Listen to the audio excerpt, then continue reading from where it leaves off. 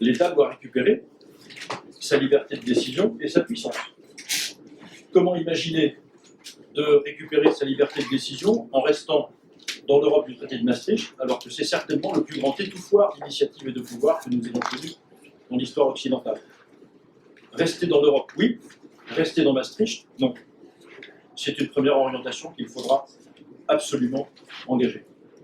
Comment imaginer que nous défendions nos intérêts à l'intérieur de notre pays et à l'extérieur sans se doter de forces de sécurité et d'une défense nationale qui soit à la hauteur? Il manque aujourd'hui des milliers de policiers et de gendarmes, des dizaines de milliers de soldats, de l'armement et de l'équipement pour que nous fassions face, avec le niveau de réponse qui convient, aux nouveaux risques qui sont aujourd'hui ceux auxquels notre pays est confronté.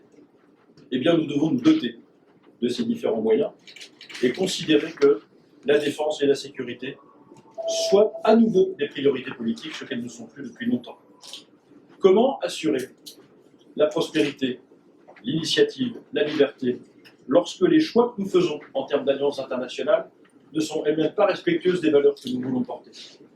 Je veux dire par là que, dans le nouvel équilibre que je souhaite pour notre pays, évidemment que la clarification des relations entre nos alliés potentiels ou putatifs et nous-mêmes mérite que ceux avec lesquels nous nous prétendons amis eh bien, disent effectivement quelles sont la vérité de leurs relations avec l'islam radical, pardon, le terrorisme et des mouvements de ce genre. Je dis très clairement, une France qui redevient maîtresse de son destin ne peut pas se payer le luxe d'être à la remorque de l'Arabie Saoudite, du Qatar ou de la Turquie, qui ne sont pas ses amis.